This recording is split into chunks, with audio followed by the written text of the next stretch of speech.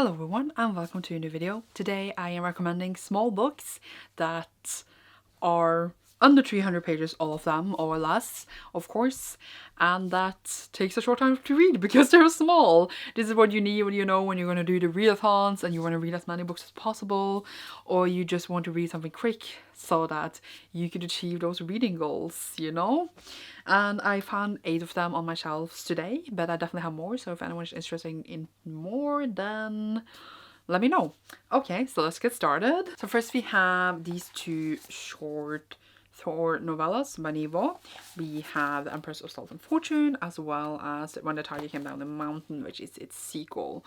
So not all of these books here, by the way, in this is novellas, but this one is. And in the first one, we have an FF romance where the handmaiden of the Empress tells the story to this, I was gonna say, person. It's not really a person. What are they? I don't remember, but like kind of a creature thing that goes around and collects stories and witness stories, and then the handmaiden tells the story of like the love story of the Empress, which is the first one. Is very, very beautiful. I say impactful considering how short it is. And then in the second one, the same character that goes on and collect these stories, sorry I've forgotten their name, meets this tiger. I was gonna say tiger king, whatever. The tiger then tells their story as well, and we get to know a different one. So they're both really, really cool and set in the same world, and I think maybe it's coming more, which is also cool. So I really much recommend these, and very, I would say, different kind of atmosphere than some other novellas you think about, kind of. First one is 118 pages, and the tiger one is 122 pages. So, very, very short and very nice. Then we have a contemporary with magic, I would say, which is Taking of Salt by Katrina Leo. This one also has a FF romance, kind of randomly, it just was a thing now. This one is 256 pages, but it's like very easy to read, so it goes very fast. So it's very atmospheric because we sat on this island set by the sea. It's very like oceany in a way, and then we have magic that runs into the family, and one of our characters is waiting for the magic to come. We follow 2 sisters, and then we just like waiting for that magic, and it's very like beautiful. And I was gonna say, like, you feel the ocean, you feel the atmosphere, and you feel like the bond between these characters and like the magic that comes with them, kind of. So yeah, very much recommend. Very fast-paced read, and I was gonna say perfect for the summer, but like I was gonna say also perfect for any season. So very much recommend this. I just said that. Then we have the first book in the Murderbot series, coming in on 149 pages. All Systems Read by Martha Wells. I only read the first one, but very excited to read more. And in this one, we basically follow our Murderbots, and this is just like getting to know the character. Murderbot is with other humans. We will see Murderbot interact with other characters, getting to know what's the deal, and like seeing like a bit of the peek into the world of like how does it work with robots when they act. We're gonna say so human-like, and it's very interesting. So really recommend, and I'm very excited to continue with the series. It has a couple of these novellas, but yeah, you would definitely fall for Murderbots and cheer for the character. So yeah, and again, short one that you could get to, and yeah, very, very sci-fi. Then we have Empress of Salt by Banner Sanderson, which seems maybe a bit random here. This is connected into the world of Elantris, but you definitely don't need to read Elantris to read this.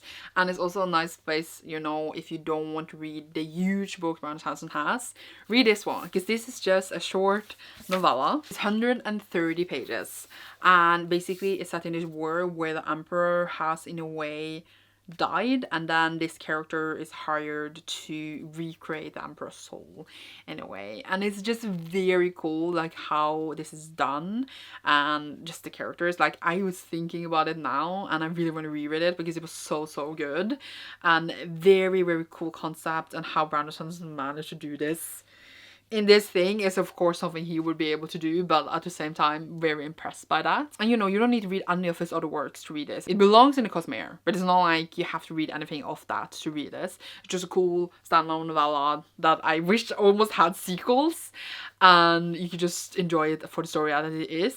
And I very much recommend it. I wish more people talked about this as well. And perfect when you need a quick read. So here you go. now you have recommended it, and it's very cool. Then we have Kim Jiyoung, Born 1982 by Jo Namyu.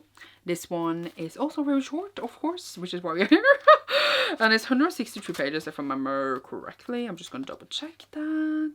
It is. And this one just follow Kim Jiyoung, who is like a normal woman in Korea, and we follow her life where she suddenly has gotten, I was gonna say, very depressed or like a bit out of it, and the husband is trying to get her help, and it's just like what is going on with her, and then we go through her life to see like how did she end up here in a way. And it's actually a book that is a bit interesting because it has like references to actual facts in Korea of how like stats of how it is to work as a woman versus a man, stats of like sexual harassment and stuff like that. And like some people wouldn't like that, but I thought it was very interesting because they made the story more real and made it be like, oh my god, this is real shit, this is like not made up. And you know, I knew a lot of the things in here already, but it was just, you know, eye-opening still to see it in a book format like this. And while it is maybe like a bit, I was gonna say facty, it was just made me enraged and very engaged in the story, and just wanted to, I was gonna say, go in there and punch people out. I hit my face with a book over the head because it just punches the punch of what it wants to say and what it wants to get out there so well. And I just recommend it so much. I want to reread it already because there's a book I surprisingly enjoyed so much just because of what it wanted to tell and how it did it.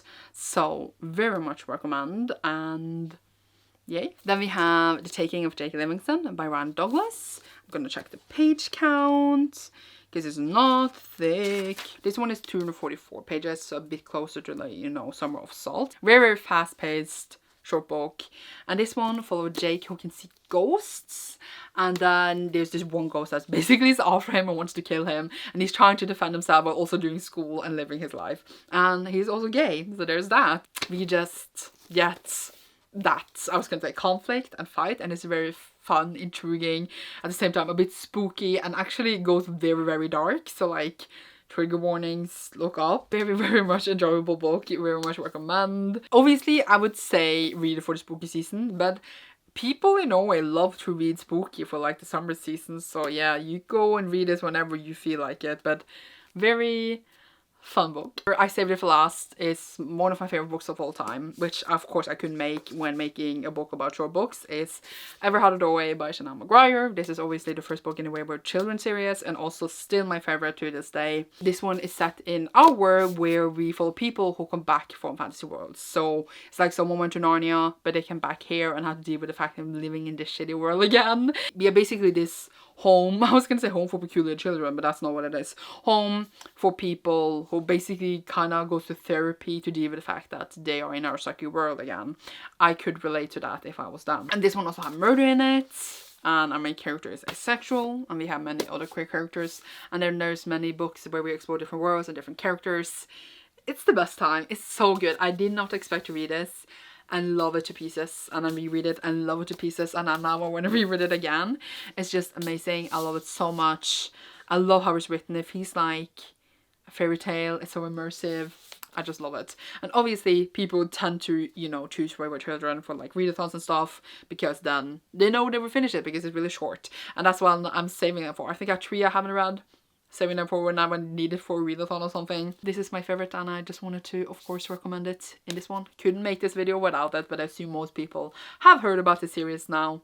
But if you haven't, then you have now. I guess it was kind of 7 recommendations because I took Empress of Salt and Fortune together in the first one, but it's fine. So it's like 7 but 8 because I took 2 together. I have definitely many more short books on my TBR as well, and I'm excited to read, and then maybe I will make another video like this again. I took quite different genres as well, so there's like different for everyone. I hope any of these were interesting for you, and if you haven't read them, you know, have recommendations or something to go back to if you need, you know, those short books, you know, in the end of the year when we all panic to finish something. I hope you enjoyed. Thank you so much for watching this. Leave a ruler emoji down below if you enjoyed this, because we are measuring how thick these books are.